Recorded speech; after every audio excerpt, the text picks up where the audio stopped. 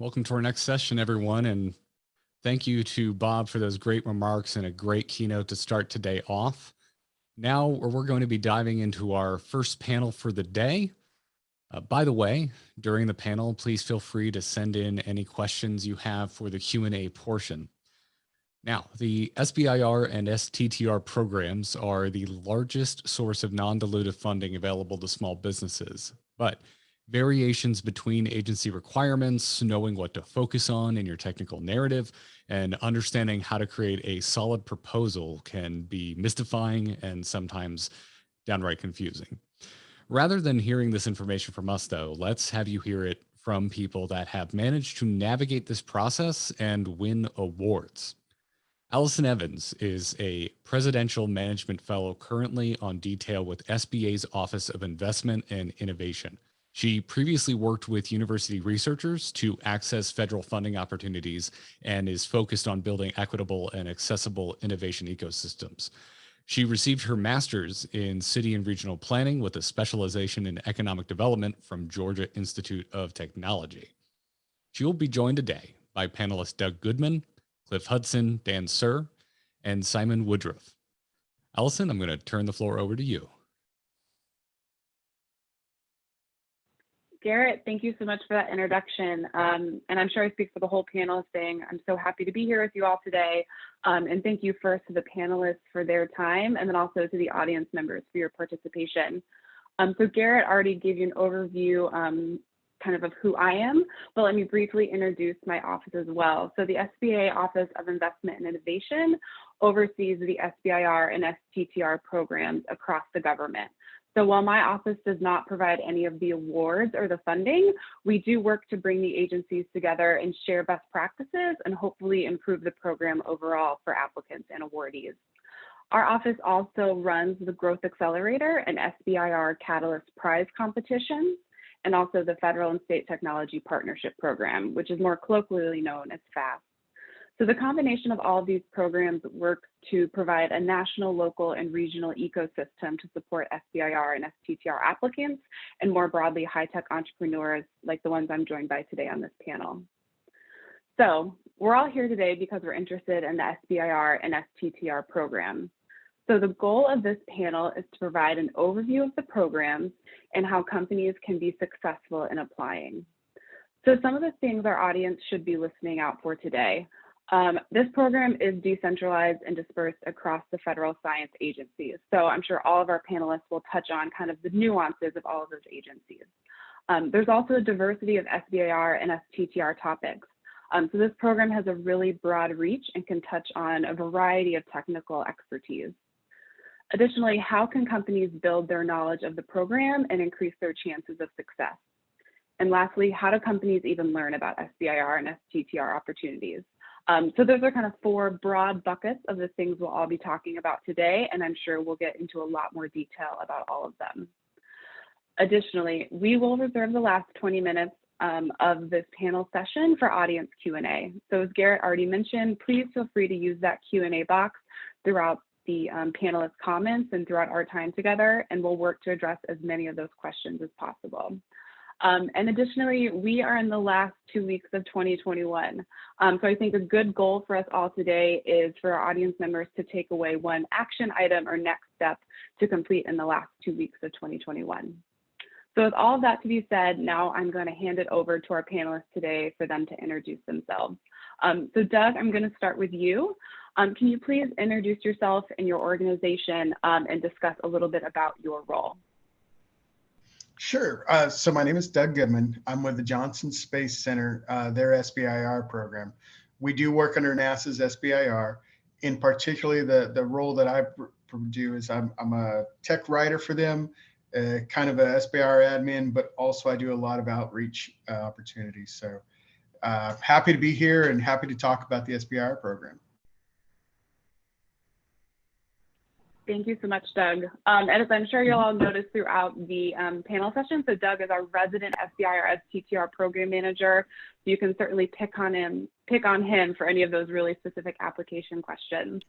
And so now I'm going to hand it off, and we'll go in the order of Cliff, Simon, and Dan. Can you also introduce yourselves and your companies and maybe mention the initial reason you became interested in or applied to the SBIR or STTR program? So Cliff? Okay, thank you, Allison. Well, first, thanks for the opportunity to be here today. Cliff Hudson, CEO of Emerging Technology Ventures. We're located in Alamogordo, New Mexico. Our technology focus is on integrated systems, autonomous systems to sense with using autonomous air and ground platforms, multimodal sensing, and then understanding that that imagery and sensing data that we acquire to use AI engines to bring near real-time capability to our users in the field. Our neural networks use compute at the edge technology. So once we build those neural networks, we're able to inspect an aircraft, a building, or even in precision ag that we're using, identify pests and threats to the farm for that quick response to issues. We've bootstrapped ourselves. You know, we've been scavengers. We've put our own resources in and really grown the technology, core technology, over the past few years.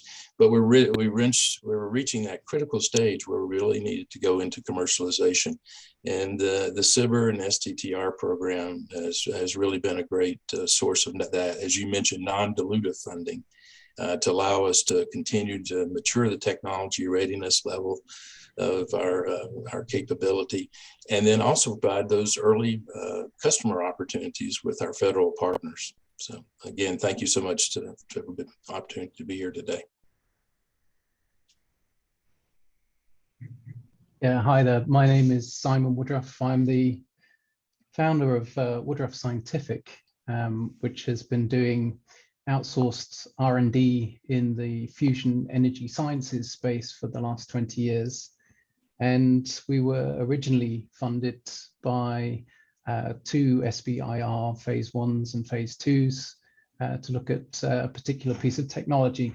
Over the years, we've won 2 more phase 1s and phase 2s, and we've spun up 2 more companies. One is called Cyvista, which does data visualization in virtual reality, and the other is UHV 3D, which is developing tools to do design optimization for additively manufactured components that will be used in extreme environments. So, you know, we've looked to the SBIR program for opportunities for support for particular pieces of the technology that we've found interesting or have had developed some expertise in.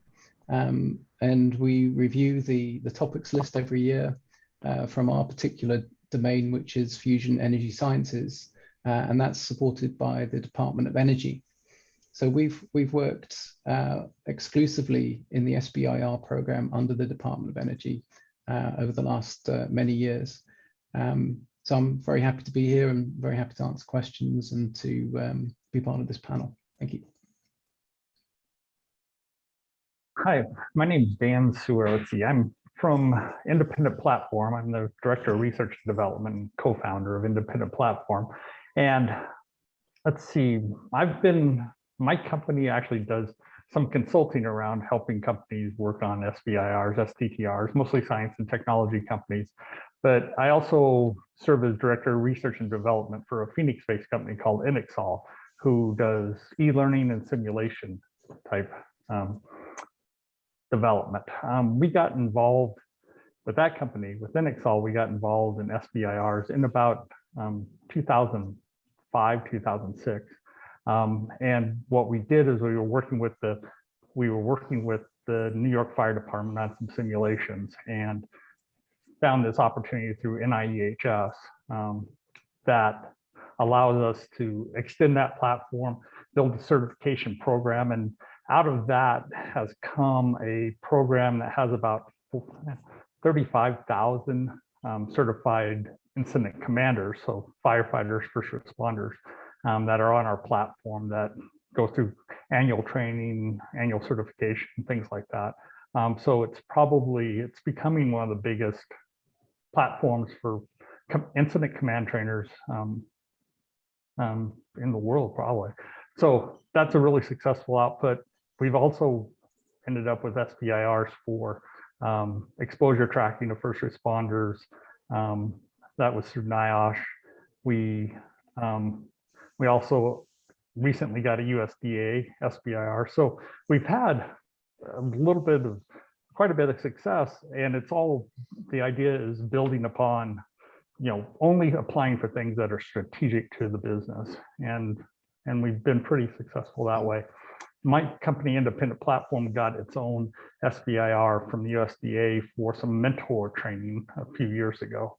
So that's something else. And then, like I said, about 2010, 2012, I decided I really like working with small companies doing these SBIR projects. So I started doing more of that. I think that's it for me, Alison. Great. Thank you so much, Dan. And I think one thing I'd be remiss if I didn't really kind of highlight is the diversity of SBIR and STTR success on the panel. So there's DoD, USDA, NIH, NSF, DOE. If I missed any, please feel free to jump in and correct me. But I think kind of that diversity, one, speaks to, again, kind of the breadth of this program across the government, and really kind of the many different technologies and applications that can be really, truly realized through the SBIR and STTR program. So kind of on that idea of the diversity of the program, so Cliff, Dan, and Simon, can you talk about kind of how you kind of first identified maybe the agencies that you think would have been most successful, that you could be most successful with in the SBIR program, and kind of how you built your knowledge about that program to increase your odds of success? So I think Simon, we'll start with you, and then go Dan, Cliff. Yeah, thanks. So we've been working, like I say, exclusively for the Department of Energy, and the first proposals that we submitted were relating to a piece of technology that was of great interest to the Department of Energy Office of Fusion Energy Sciences at the time. So we got into a conversation quite early on with the program management, and they helped review the concept, and they helped clarify what their needs were. So it was an ongoing conversation from the very early stages. It's when we're writing these sorts of proposals, it's critical that we consider how to make them successful. And having review, or earliest review of a summary at least, is a good way to go. And then we got the right people involved with what we were doing at an early stage. That also increased the probability of success. But yeah, it was the domain that we were interested in, and we weren't reaching out to a different agency. We already had a background and track record for doing the things that we were originally proposing. So there was something to be said for having at least honed the concept a little bit, to actually have got some results, some indication that that the technology is investable. So that's how we got our initial start, and how we picked our agency to start with, and the topics that came out. We searched through the topic list and proposed something that was germane to what we were doing, not necessarily specifically on the topic, but it was related.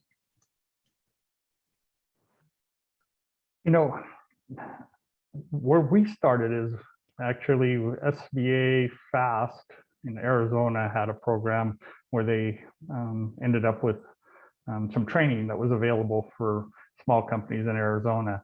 And we worked through that. We didn't really know when we started, what was available, what topics were there, how to find things like that. So that was that SBA supported program really helped us out a lot, and much like the Arrowhead Center here in New Mexico. We weren't as organized as Simon, apparently. So we went ahead and we probably put out 5 or 6 SBIRs right away, like for different topics and different agencies. before we like slowed down and tried to figure out what we were doing. And during those, we actually had help of a consultant during that was supported through the FAST program. And, you know, as soon as we stopped using the consultant, I always tell her, and we have a really strong relationship. As soon as we stopped using her, then we started winning, is sort of how the moral of the story is. But it was really practice, getting that feedback, those types of things. It was, you know, trying to figure out, I think the tools that are available now are much easier to find topics, to get to the program managers, to talk, you know, get a concept, what I call a concept write-up. Simon was calling a summary out to these, well, you know, sort of, they're not decision makers in my case, because we're more the peer reviewed space, but they are influencers and they understand what's important to their institute or to the NSF. So that's what's key for me. You know, work with the tools that are out there, and there's some good ones.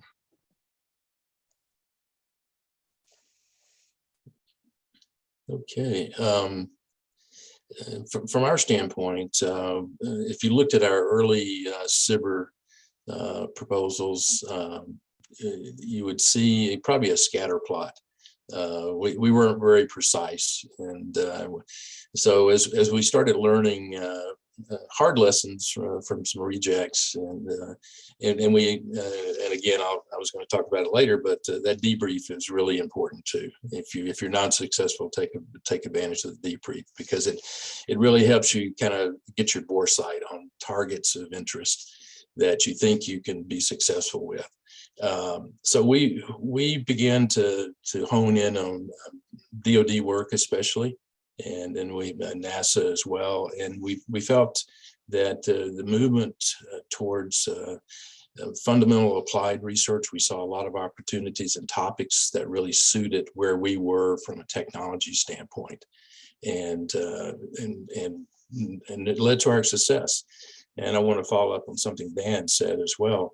I really attribute a lot of our success to the Airhead Center too, and some of the FAST training that we received in there too, because you find out very quickly it's more than just a technical proposal. It's a holistic approach, and to really put a winning proposal together. But we feel much better now. We choose what we propose on, and so I think we've narrowed our focus to sweet spots that we can be successful in. And Cliff, if I can follow up on one thing that you just mentioned, and that was taking advantage of the debrief. If you have an application that isn't necessarily funded, can you talk a little bit about how you went about actually kind of scheduling that debrief, and how did you even know that was a resource? It's actually, you know, in your non-select letter, that gives you an opportunity.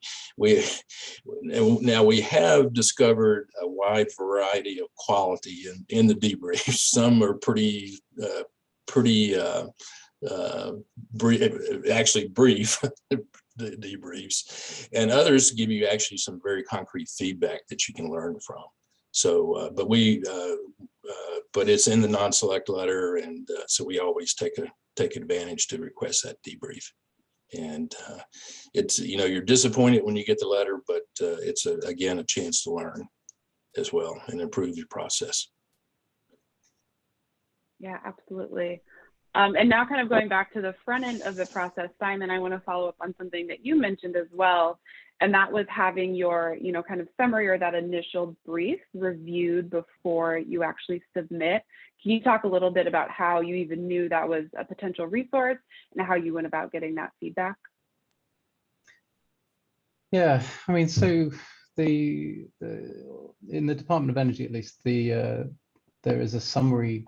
There's no more than 2 pages that you have to write as part of the submittal, and it's the first opportunity just to express the idea coherently. And what we've done is talk that up, is share that with our development partners or any collaborators who might get involved with the project, or consultants who might have you know, a role in the project, and they can knock corners off it and steer the idea in the right direction. So having the initial review between collaborators and consultants is important. And then, sharing that with the program management, thinking about who might have, the topics come up more or less the same every year for the Department of Energy, and particularly in my subfield, they are, there's been some variation over the years, but from one year to the next, you can sort of figure out who the program manager will be, and see if you can get some time with them. See if you can get them on the phone and have them actually review what you're talking about. We've done that over the years, and while we started out with great success, every proposal that we submitted was funded. That was the first one. The next few years, the probability of success became more like the norm. It became more like 1 in 10, I think, is the average for funding an SBIR. So we were approaching the norms over the years, but certainly in each case, though, we would run those ideas and the summaries by the program management and see if we can get some responses from them. Either they say this is completely unresponsive to the topics, or they say, well, if you have these guys involved, maybe they can help you be more successful, and we've sought collaborations then, or partnerships. So yeah, just and I don't think anybody suggested this to us. It wasn't like the program management, the SBIR program management, actively encouraging it. It was us sort of desperate to get some early review of what we're trying to do, and just get those conversations started. Absolutely. So I think kind of the key takeaway is be persistent. And, if there is an email address or a phone number on a solicitation or a pre-solicitation, do not hesitate to use that. It's posted for a reason. That's right. And exactly. then Doug, I'm sure something that you would agree with is, I was going to say, read the solicitation and then I'll hand it over to you. Yeah, read this, but I would say 62% of phase 1 proposers for the NASA SBIR are repeat proposers. So it's just, you keep pushing, you keep trying, you read those debriefs, and just like they're saying, this is how you push through. You learn as much as you can from them, gain your knowledge, and try again. Absolutely. And then Doug, kind of staying with you for a little bit. So there are some kind of differences that are already highlighted, maybe between a DoD and a DOE. And then obviously, as we go across the whole scope of the program, each agency really kind of has its own flavor and culture. So can you talk a little bit about maybe a common kind of misinformation that you hear about NASA's program, and this is your time to correct it? Oh, no problem. It's when it comes to the SBIR program, obviously it's the innovation and it's the research. But a lot of what people think that we're only looking in certain areas. It's a pretty grand scope when it comes to SBIR. So when you go through, you look, like I said, look in the solicitations, you go through it. You can go through our previous one, and it'll show you all the different things we're looking at. One misconception is that a lot of people think that because it's NASA, they think of that like in a really big terms. And so the only thing SBIR does is really big gee whiz kind of ideas, people who sat in a room and came up with something, and it just mind blowing. No one would have thought of that. And what I find interesting is it's actually a lot of what we say, it's small businesses. It's a lot of, very small 1-2 person operations, maybe a 10 or 25 person operation. And they're coming up with some things that are very functional to try to help things out. For example, I remember there was this one company called Aurora. They've since been bought out and gone on to bigger and better things, but they were working in the SBIR program, and they had their big giant gee whiz idea was that up in the ISS, all the batteries have to be replaced. You send up batteries all the time, and that's a big weight issue every time they're sent up. It's a big logistics issue for the astronauts up there to have to deal with this stuff. So what they did was they did a survey of everything that uses a battery on the ISS, or from the drill to the screwdriver to the video recorder to whatever it is. And they created a universal battery charger so that you only had one battery for each item and you weren't taking it up every other time. Okay. This isn't, reestablishing quantum physics or something. These are very functional, needed things that the SBIR program provides. So I always recommend, I always advise, yes, think of your gee whiz ideas. Those absolutely go for it. But also, don't be afraid to bring the practical ideas to the SBIR program. Yeah, absolutely. Thank you so much. Oh yeah, Simon. Yeah, if I can follow up on that. This is exactly right. And what's of interest, though, is that each of these grants should lead to something that's commercializable. So, you may not be focusing on the big picture, but you may have this universal charger that then can be sold into a much wider market. And that's exactly how we've operated over the years, is that, we may be developing certain pieces of technology where there's a technology focus, but we're developing all sorts of ancillary technologies that have become our business offerings over the years. So, it's not necessarily solving the entire problem, but it's contributing to part of it. But then, that technology should have a wider market. If the SBIR is a success, you should be able to sell the outcome from that into a much wider market and be commercial. And Simon, I think you actually raised a good point in panel. This is kind of a question on the spot, so I'm sorry to kind of throw this at you.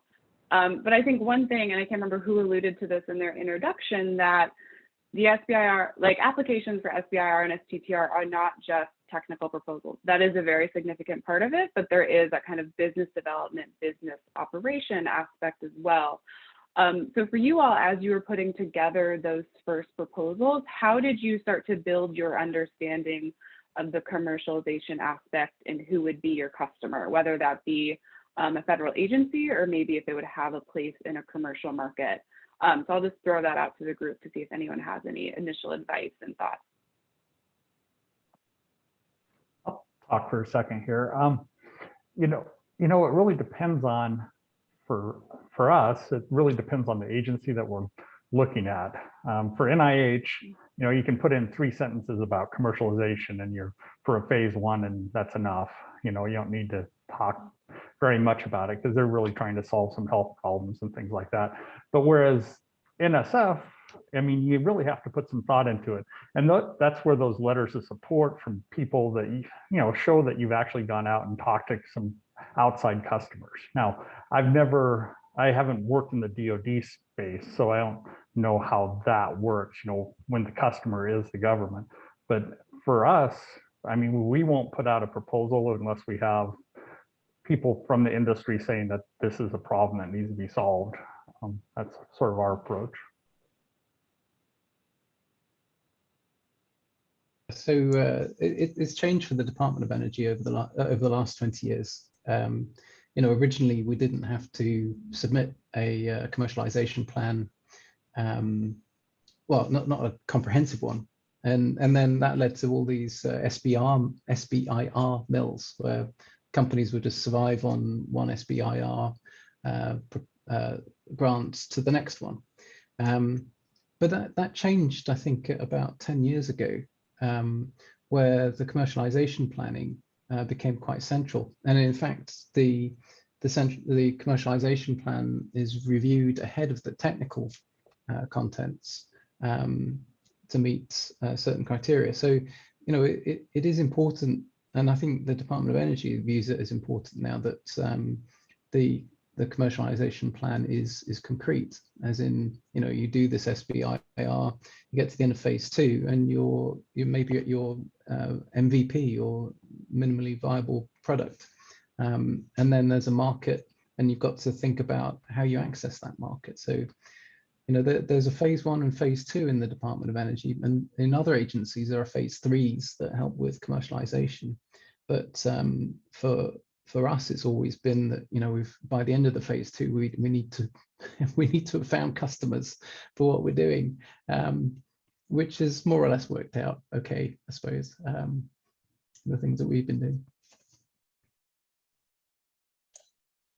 It was very similar for us. We were our technologies we were developing. One area was aircraft inspection. We saw a tremendous opportunity in the commercial space as maintenance crews were more centralized, and they needed a forward presence to be able to very quickly understand the health of an aircraft before it takes off again. And we saw a similar need for DoD. We saw some new strategies being articulated by DoD of dispersal of no more big bases, but dispersal of operations. The challenges were quick turn of the aircraft, especially if they're in a tactical fight. And so we saw an alignment of where we were trying to go commercially with DoD, and we proposed that to the Navy, and so we saw, and that was actually our first successful SBIR. And but that alignment was really key. We had an understanding from our market research in the commercial domain where we wanted to go, and it was a great timing and opportunity really from the SBIR standpoint to continue that development and actually engage the DoD, which is a large consumer of from an aerospace standpoint as well. So it worked out very well for us. And Doug mentioned from the NASA standpoint, we have a current one with building digital twins for facility management. Doesn't have the word space in it or anything, but it's a critical component of NASA operations. And how do we maintain our facilities? Now, we do think what we're doing has application in space eventually, but this is terrestrial. We're doing we're taking the sensors from HVAC and other things and building those neural networks and then helping the facility manager. But it's a key commercialization opportunity for building information management systems for us. So tying the federal customer with the commercial side is just so important in that commercialization strategy. And then Doug, can you talk a little bit about how NASA kind of tackles the commercialization aspect? And then is NASA generally the end customer, or do your awardees find success in the commercial marketplace? Well, definitely the goal is for everybody to commercial, like everybody's saying here. Commercialization is very important. I will say one of the directions where NASA is a little different is foremost, it's going to be the technology. It's if the technology, I always say the best tech wins, best research wins. That's the overall, when you look at how they grade it, that's the biggest factor in it. That's not to say commercialization isn't impactful, and it's very important.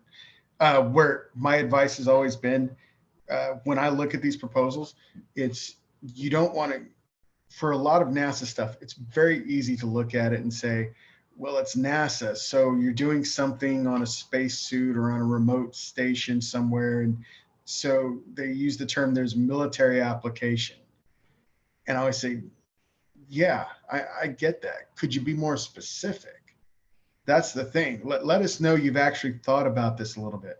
Is it applicable to the Navy? Is it applicable in submarines? Is this in a theater somewhere? Is this on a suit that a soldier would wear? Is this used for the health of the soldier? Is it used in the medical? So, give a little more detail if you're going to go that route.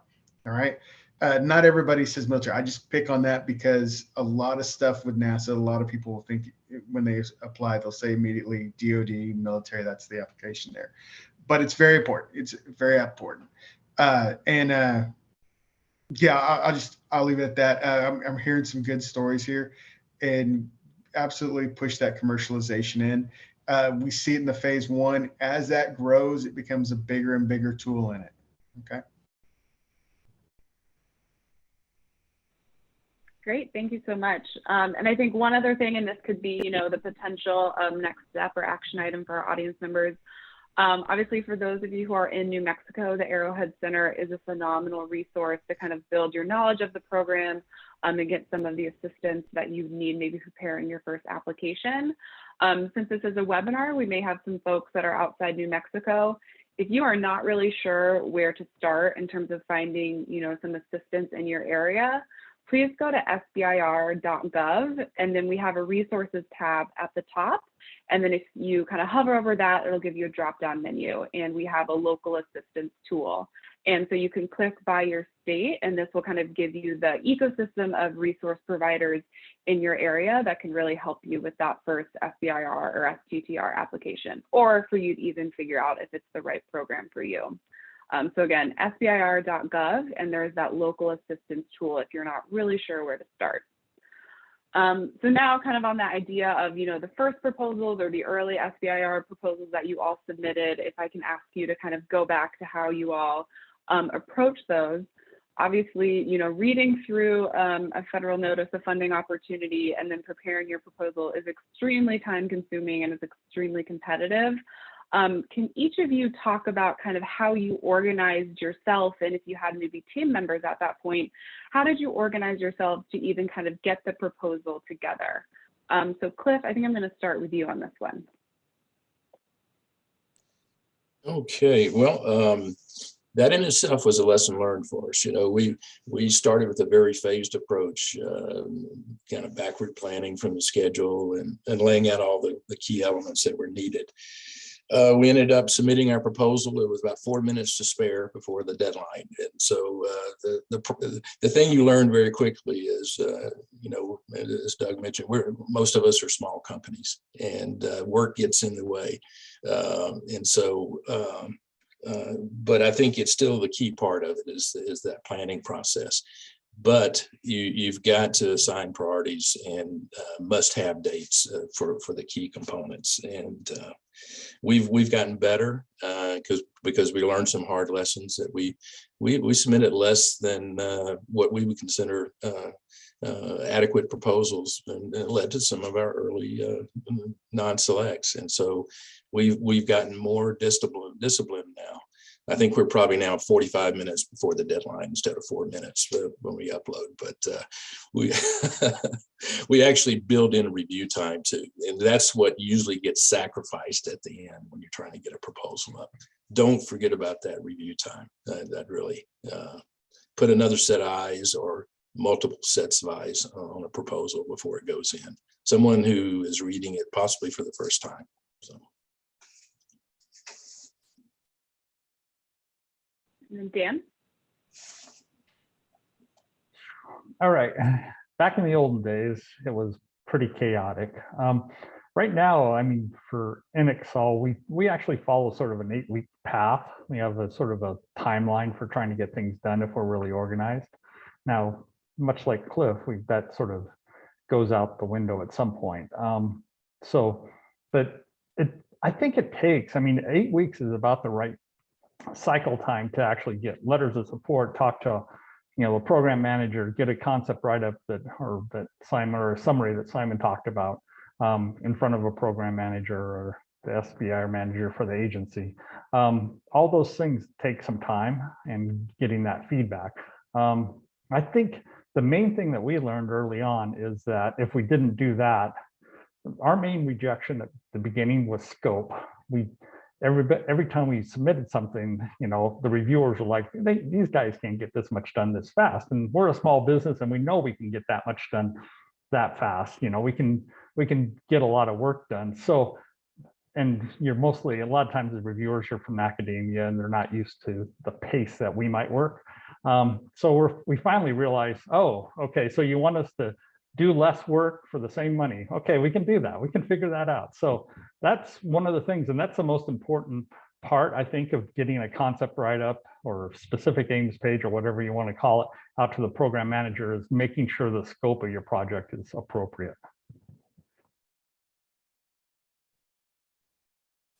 So, gosh, our first proposal, I think, was submitted at the deadline. It was all haphazardly put together, and we got the budget all wrong. We got the indirect costs all wrong. The whole. Looking back at it, it was a total mess. But it was. We actually even bid under the dollar limit for the SBIR. Never did that again. But yeah, I think subsequently we got into a groove, and we found that because the topics repeat, we could write the summary much earlier in the year. So it wasn't when the topics came out that we would start this process. It would be partway through the year, we'd say, well, you know, which meeting is the program management going to be at, and can we have a chat with them about these 4 ideas that we're thinking about submitting, and also, you know, shaking the trees with collaborators and partners with that summary. So it starts, you know, it did start a lot earlier, and we got into the habit then of, you know, when the topics were released, we would get all the stakeholders on a conference call just to push the topic descriptions around, and then start to formulate how which idea we would concretely pursue.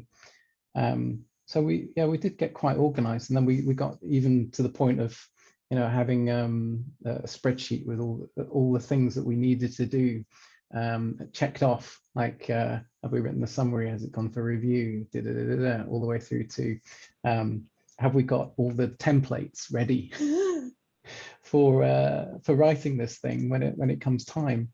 And you know, I think that there is a limit to the number of proposals that you can submit, and you can't resubmit the same proposal. So, you know, every time we got the feedback, that would go into our summaries again. We'd rewrite that and make sure that that was clearly defined well in advance of the topics being released. So I think, yeah, over the years we got a good process, and then I haven't submitted any proposals in the last couple of years, principally because what's happening with the 4 proposals that were supported is that there is traction, there's commercial traction, and that's occupying more of my time now, rather than pursuing SBIRs. So that's a good place to be in, but it did take a lot of organization and thinking about the process, and thinking about all the things that you can do to improve the probability of success. But yeah, I think the last 4 that I submitted were all submitted 45 minutes before the deadline, like Cliff's. Still, you know, we're still a small business, and it's still principally me writing these things, but at least we have all the templates and all the processes in place such that they can get in a timely manner. It's certainly, I'll jump on that and say, yeah, it's from our perspective, we always say, don't wait until the last minute. I know that's the reality, it is what it is, but we always say, if you can get in there early, if you can start working on it early, that way it gives you, like y'all are saying, you know, times to revise, review, go through it. So even if you're waiting till the last minute, it's a much further advanced proposal at the last minute than, oh, 2 days we looked in and we put it in there.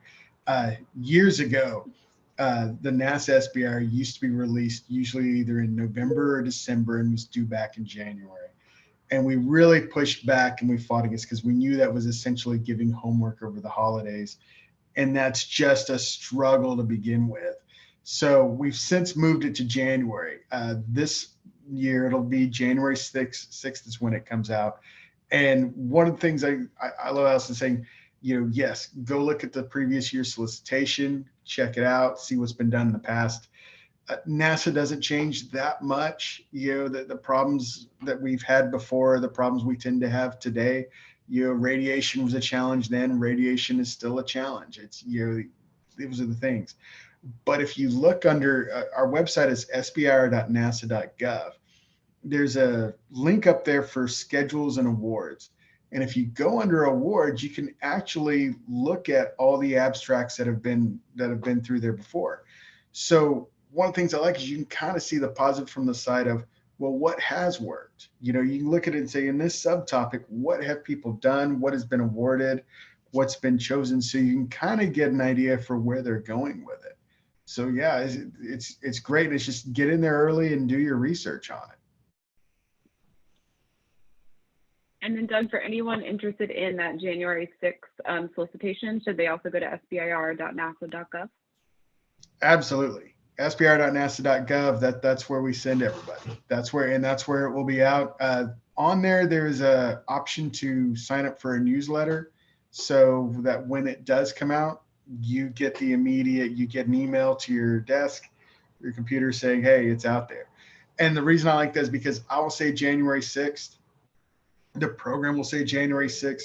We all know technical difficulties could push it to January 7th or could make it January 5th. You know what I mean? It's just January 6th is what's scheduled, is the way I say it.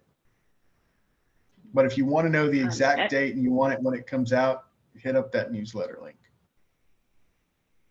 And I will say, NASA's newsletter is really good, and it's not overly burdensome and doesn't come to your inbox too much. I know some newsletters do that, but NASA is not one of them. So really appreciate that, Doug. Sure. And actually, Doug, kind of skipping. Yeah. Keep going. Oh, It helps. Talk a little bit about.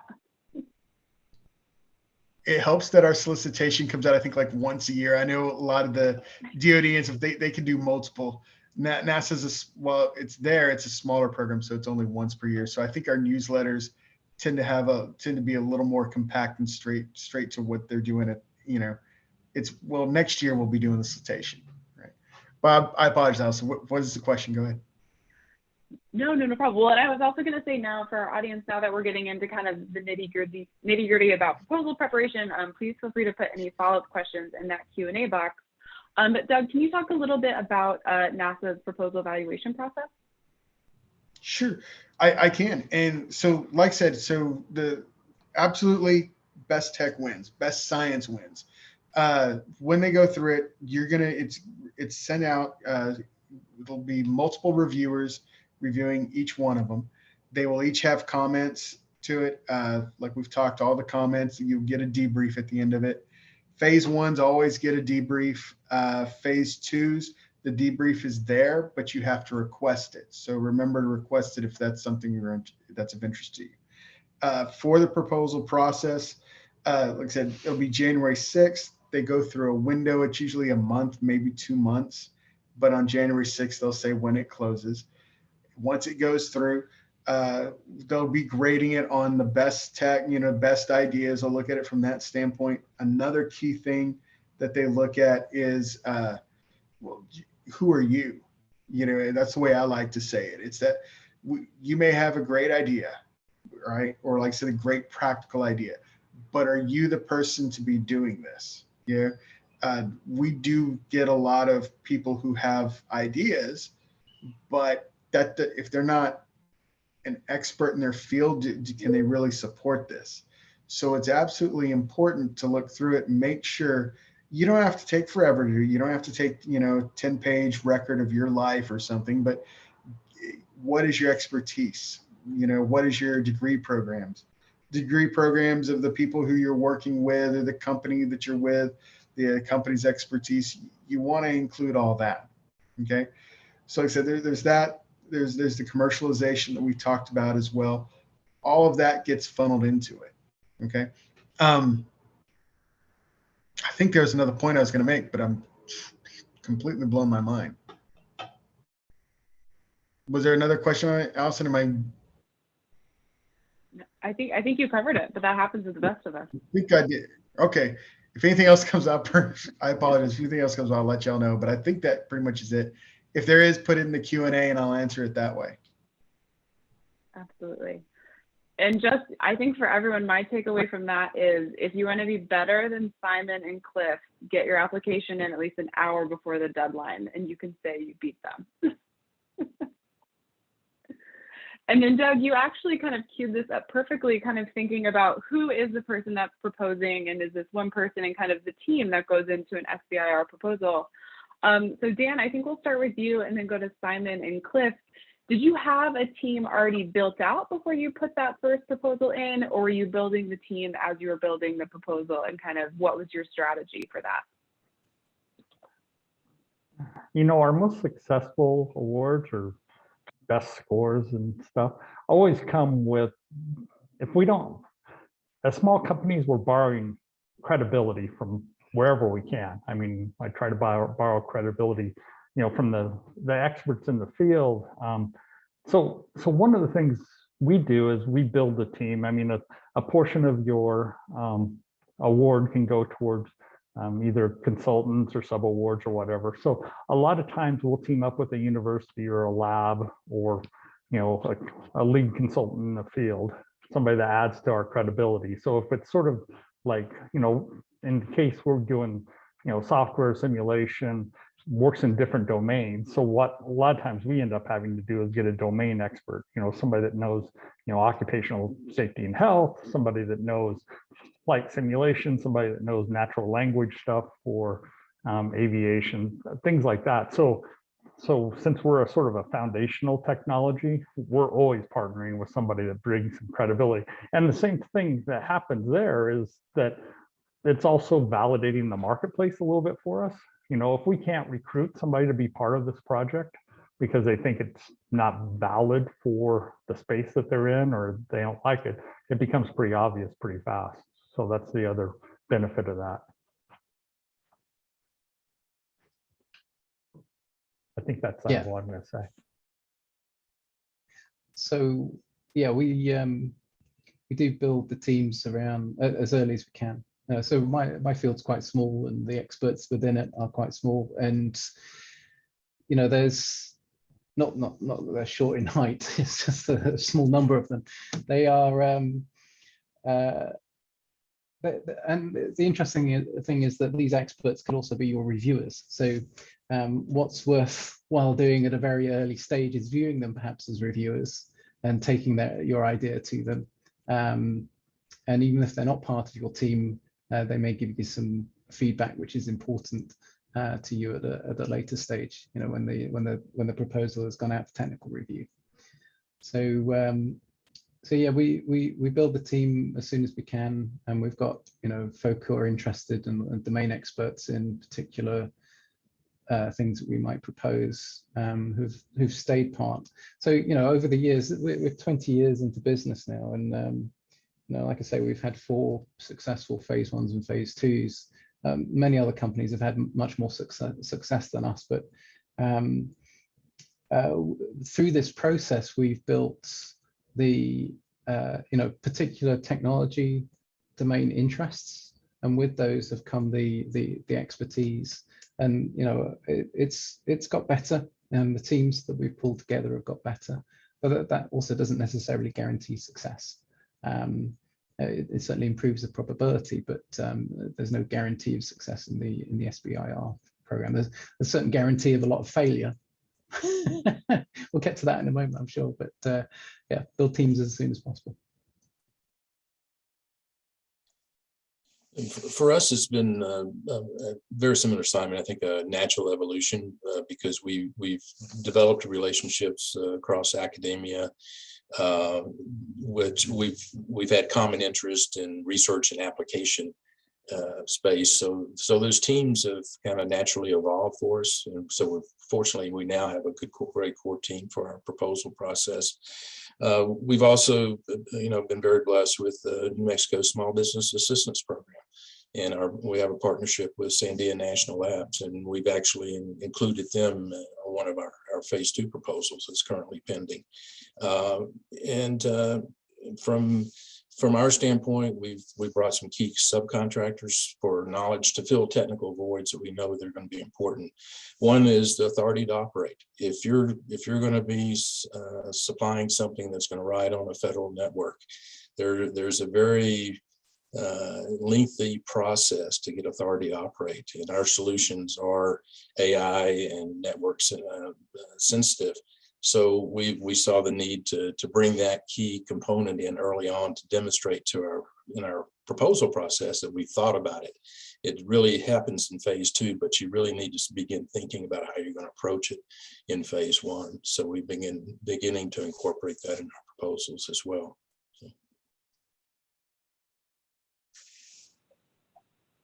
So I think kind of the 2 things I heard from that, and please jump in if I missed anything, is, use your personal networks and who you know, and they could either come to your team or provide those good recommendations, or again, some of those local resource providers or small business associations in your state could also be very useful resources as you think to build your team. And as Simon, you just alluded, the SBIR STTR program does not come without challenges and then some failures as well. And so Cliff, I know you already highlighted, the need and the importance of having that debrief if you have a proposal that ends up not being funded. Are there any other actions that you all have taken maybe after a proposal was not successful?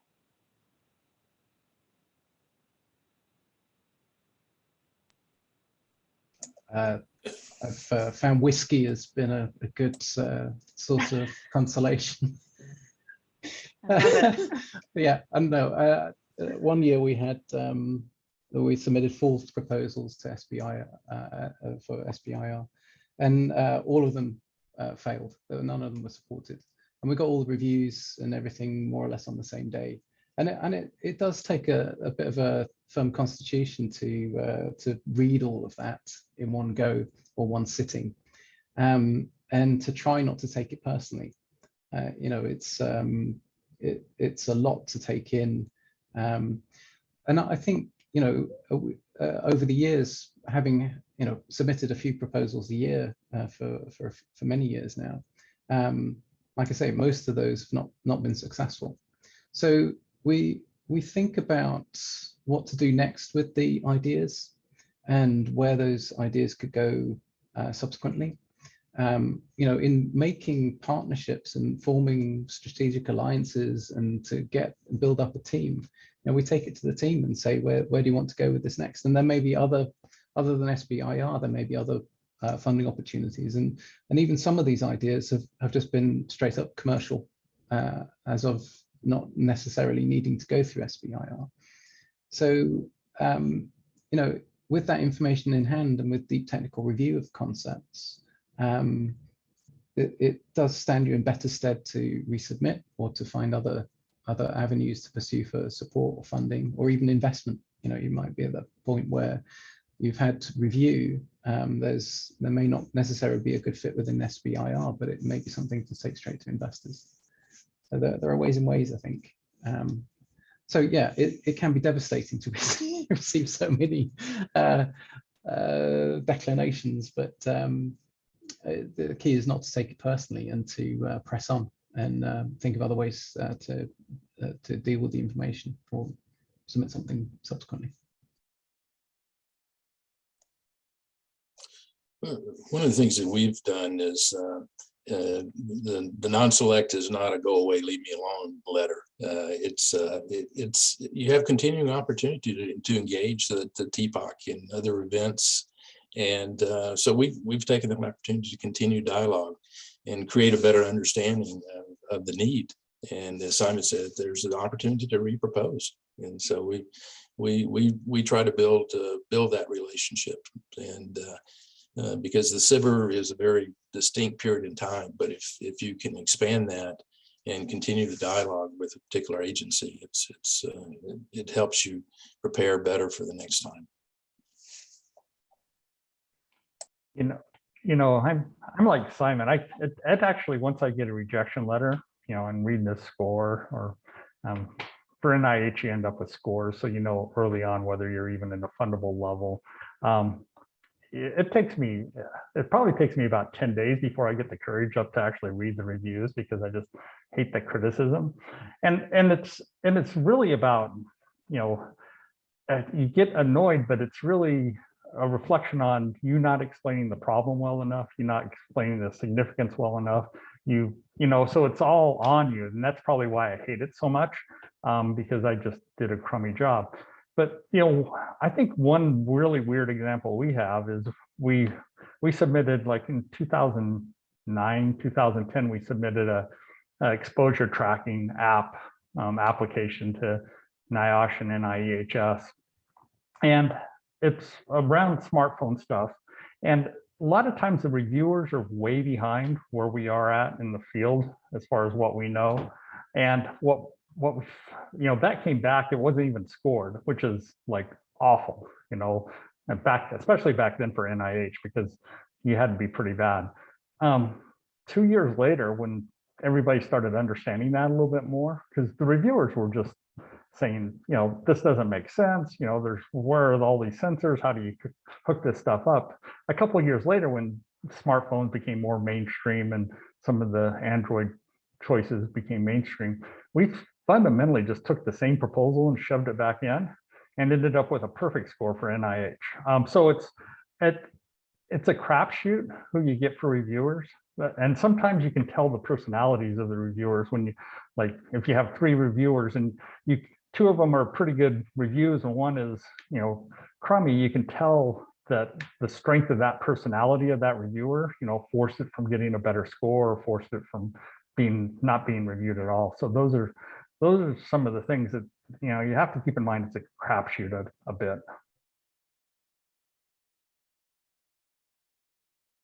Well, thanks so much to all of you. So we have about 14 minutes left, and some questions are coming through the Q&A box, and some have come through my personal chat. So kind of sticking with the theme of successful and not as successful applications. Doug, we'll start with you first, but broadly the question is, for those of you that have met with program managers before you've submitted, what do you even talk about, and kind of how do you prepare for that conversation or that meeting?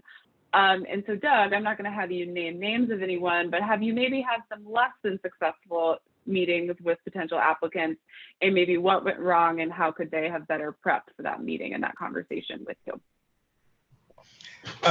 So when meeting with NASA, one of the things, so there's meeting with the subtopic expert, and then there's showing up at a meeting with me. So I'm gonna say, from my perspective, you show up a meeting with me, I'm an administrative type. I can tell you all about the SBIR program.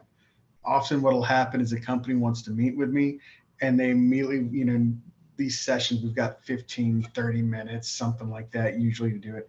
And they want to launch into essentially a sales pitch. Give me 10 minutes and I'm going to tell you all the fine details, the nitty gritty. And this is why this engineering spectacle is just so perfect and NASA should have it. And we try not to offend, but we try to cut them off and say, I'm not the person to do this. For example, I was saying radiation is an issue. Radiation has always been an issue.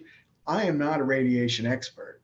You can come to me and tell me the greatness of your technology or your science and how it is going to absolutely rejuvenate radiation and be the solution. It's going to be the magic silver bullet and no one will ever have to worry about radiation again. But I'm not going to really be able to do anything with that. So when you're meeting with me, let me tell you, the things you can do, the ways you can prepare and things like that. Let me help you get ahead of the game here. Let's not worry so much about the technical detail. When you do meet with somebody, a subtopic manager, the thing I like to say is keep an open mind, present your idea, be ready for them. They're not going to be able to tell you what's coming out. A lot of people, and I'm always surprised at this, how many companies are always trying to get us to tell them what's coming out in the next solicitation, and we can't tell them. I met with a company once that tried 3 different ways, and every time I said, well, I can't talk about that, I apologize, and no, I didn't mean that. But so can you talk about this subtopic in the solicitation that's coming out? That's essentially the way it kept going. Same thing with the subject matter experts. When you're talking to a subtopic manager, they can talk to you about the history of it. They can tell you what's been going on. They can tell you what they think of it, but they cannot tell you about what's coming out. So to put that kind of pressure on them, they don't really need that. Don't do that to them. The other thing I always like to say is, respect their time. As they are absolutely experts. For NASA in particular, I can't speak for others, but for NASA in particular, the SBIR program for the subtopic manager is something that's usually a passion of theirs. It is something that they are usually, not always, but usually there's something they're invested in it. So you're talking to somebody who knows this stuff, has really learned it, and they want to see it progress forward. But respect their time, because this is kind of another duties is assigned. So they don't need 100 emails. They don't need, a 2-hour visit. They can tell you what's going on. They can give you the information, take it and work with what you've got. Okay. Those are the things. Respectful of the subtopic manager, and know that if you're not talking to a subtopic manager, if you're talking to somebody like me representing the SBIR program, we're probably not going to be able to talk to you about the specifics of any kind of technical details. We're not the subject matter expert. All right, so people should know who they're meeting with first of all, and then keep it short and sweet. Actually, really quick, I just want to be careful of government acronyms. Cliff mentioned this one a few minutes ago, but he said TPOC, and so that's your technical point of contact, and those folks are often listed on the solicitation, so those will be your technical folks who can have those more detailed conversations. But so Cliff, anything that you did to be successful kind of as you've spoken to program managers and built those relationships? Yeah, and I think Doug really hit on it. It's not a marketing session. It's really the Q&A session, but you can learn so much through that Q&A process. And so it's more for us a pull rather than a push. And so we want to pose the questions and listen to the customer. The federal, the SBIR, the TPOC, technical point of contact. Sorry for using the abbreviation there, but I think that's really key, is that listening and make sure, because one of our proposals, we didn't listen. We thought we knew better than the TPOC, and it was a non-select. And had we listened to the TPOC and actually followed in our technical proposal development, we would have very specifically focused on what we learned in the Q&A session with the TPOC. And we thought we had a better idea, a more comprehensive idea, and proposed it. And we found out in our debrief, you missed the mark. We were looking for this, and you went this way. So I would say use it to really listen to the customer. Simon, Dan, anything to add? No, I think Cliff has said it all. Yeah, it really is an opportunity to understand what's on the mind of the program manager, because they're, without understanding what the customer is after. I mean, that's the first rule of business, really. What does the customer need? And if you can provide that, then great. The only thing I'd add, so with the agencies I work with, mostly USDA, NSF, NIH, I sort of focus the conversation. I get the concept write-up or specific aims page to the program manager, so they have that in front of them. Chances are they haven't read it, and so you need to spend a couple minutes on that. But where I seem to get the best feedback is if I can concentrate the questions on the actual work plan. This is what we plan on doing. We're going to do this. These are the research questions we're answering with this aim. These are the research questions we're answering with the other aim. Is this the right way to approach this, or is this too much work to do? Those are where I can actually engage a program manager. Otherwise, you end up with a lot of, the can talk. And you can't really sit there and say, hey, what do you think of this idea? Even if they're the topic expert, because they'll be pretty guarded.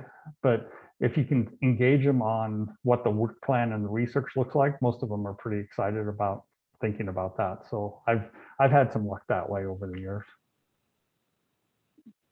So come in with specifics, don't talk at a high level. Okay. And so there was a question that came through the Q&A box that Simon, I saw you address a little bit, but someone was asking, so for all of your respective businesses, is SBIR work your business model, or do you use that as a means to develop your product? So I think kind of a philosophical question that gets at, that there are some SBIR mills out there, but there is a focus right now within the program to introduce new performers. So I guess how have you all thought about using SBIR to develop your respective companies and technologies? I'll go for a second. For us, it's all very strategic. We have some products that are sitting there and that need enhancements. And maybe there's a way from a software standpoint that we can do another standalone SBIR that we can attach to this other product that we have existing. So we do a lot of incremental proposals where it's a new piece of technology, artificial intelligence using, looking at or cataloging voices over the 800 megahertz radio frequencies for first responders, things like that, that sort of plug into this other thing that we do. So we're all about strategy. For us too, oh, I'm sorry, Dave. Okay.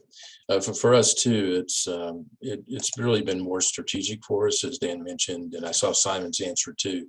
It's a piece of the puzzle for us. You know, we have a larger vision of where we want to head with the product, and you know, and this is non-dilutive funding, so it can bring a key component into that overall strategy that you laid out for your company in taking the product to market, and bring an important federal customer to the table too. Most of the things that we're looking at really have that dual use application, both in federal systems and in the traditional commercial market space as well. So. Yeah, but if you look at the win rate, and I think Simon mentioned if you're betting on SBIR and STTR to take you all the way, you know, the win rate's just not going to get you there. So it's an important component, but you can't bet the whole game on that. Yeah, so for us, it's about de-risking the technology to the point where, you know, we can either offer the technology as a product, and we're ready at the end of the SBIR phase 2. We've got better at doing that over the years, but you know, if you think about how you would take that same technology to investors, they may take a third of your company for, you know, at a very early stage for the amount of a phase 1. So so if you think about SBIR as basically non-dilutive investment in your technology to de-risk it so that you can get to the technology as a product or a technology as a service, I think that's the best way of viewing it. Yeah, that's certainly what we've done with various degrees of success over the years. Yeah, I think 2 words that you all used that were really helpful. One was de-risking, and then kind of incremental progress and innovations, I think was kind of interesting things to that question. And so now we only have 2 minutes left. So I recognize I'm going to be very unfair to the panelists. But there was one other question that came through the Q&A about if your solution has to be at a certain technology readiness level as you are going through the proposal process. So if anyone would like to answer that question kind of in your closing comments, please feel free to do so. Or if you know, what is your recommended first step for someone that is looking to apply to the SBIR, STTR program? So Doug, I'll go to you, and then we'll go Cliff, Dan, and Simon. Technology readiness level, TRL, what it has to be at for phase 1, TRL 1. We often say that it's the idea on the back of a napkin kind of a thing that you've written down. It's the thought you had in the shower that, hey, I think this would work. That's TRL 1, and that's fine for going in for the phase 1s. You know, the idea is you're going to progress hopefully to where you're TRL 9 or something, which is the opposite of that. You know, the pie in the sky. It's you've flown it, it's going up to the ISS, it's scheduled to go up on a rocket sometime, and that's where we want to get it. Real quick, I'll say that there's the valley of death that people will talk about, which is between a TRL 5 or 6 and 9, and that's where you've gone through the phase 2. NASA in particular has a couple of ways that you can get through it with a couple of post phase 2 opportunities, but you can go to our website to find out more about those. All right. And real quick, I'm going to say, I want to throw this out there just because it's something that I'm personally proud of, that I think is really cool. And it's out in New Mexico. Is this year we had the first, we saw it, the first indigenous and tribal college winning an STTR award from NASA, and that was Navajo Tech. I believe they were doing it with New Mexico Tech and with Emerging Technologies, I believe. So just want to say that, give a little shout out to that as well. Well, I'll follow that. Thank you so much. That is our NASA STTR, and we took a dual focus. You know, it's fortunately it's a 13-month program because for the STTR to get there, but we did it to. We were very proud of Navajo Tech getting their ABET certification for their engineering program. We've been working through a Kellogg Foundation grant with them as well.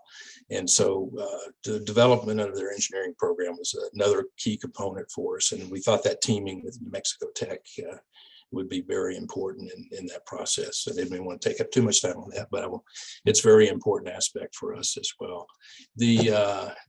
From the TRL standpoint, I really agree with Dan there, is coming in at that early TRL. We're seeing some more phase ones, especially from DOD, that would like to actually have an MVP in phase one. So that TRL is up really in that 4 to 5 range. And so it can span, but our goal is really at the end of phase 2 to be in that valley of death, that TRL 7 stage where we can seek other funding to really take it to market. So I think there was another question for new people to the SBIR program. Read the abstracts that have been awarded before, because it'll give you a great understanding of what's being funded and what the thought process and help you align your proposal process as well. So thank you. Yeah, and I'd go ahead and echo the read the abstracts, see what kind of things get funded. TRL levels, you know, it really depends upon the agency that you're applying to. NIH, they like to have some preliminary data. It's not required. I have to always try to remind the reviewers that it's not required. So look at the abstracts, understand what was funded and sort of what state they were at. You know, the one piece of advice I'd give to first-time proposers is to propose something. I mean, earlier Cliff mentioned that, you know, his first proposal was pretty inadequate or whatever. But what happens is it forces you to go through the process. I mean, just don't give up on it. Force it through, go find the partners, do the best you can, but then submit it and get the feedback, because you know, you can't win if you don't submit something. And I've been surprised that some of the, I think the correct term is pieces of crap that we've thrown out there that actually have been funded. So there you go. You just don't know. It's a crapshoot. Yeah, so TRL, as high as you can make it with what you've got. You know, if you've just done some calculations on paper, maybe that's it. But if you built something and you've got a little bit of data out of it, we try to do that. You know, if it's low cost to do a physical demonstration, then build it and use that as the basis for the proposal. But and then advice for first-time proposers: get engaged with the Arrowhead Center. You know, take part in NM Fast. Send Dana Catron a ton of emails, Del McKay too. They've been inordinately helpful to us over the years, and whether it's in the topics review or finding topics that we can respond to. But I know Dana has all of the templates for all of the agencies for the SBIR application. So you know that's information that the Arrowhead Center can provide to you. I think. Thank you. Great. Well, actually, I think that's a wonderful place to end. And I know we went a few minutes over, so thank you to everyone for sticking with us. Cliff, Doug, Dan, Simon, thank you so much for your time and your insights. They're so appreciated. And I hope everyone has a happy holiday and New Year's. And I hope you have a great action item that you can complete before the end of 2021. So Garrett, I'll hand it back to you.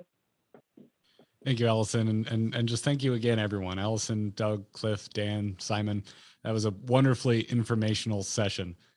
Now, everyone watching, we want to take a short break and give everyone a chance to visit the exhibition hall. We have booths from support organizations, research partners, and potential funders from across the country. Go ahead, visit the booths, talk to their staff members, set up a meeting, and plain just go and find out more. The next panel, that's going to be starting at 11 a.m. We'll see you then. Thanks.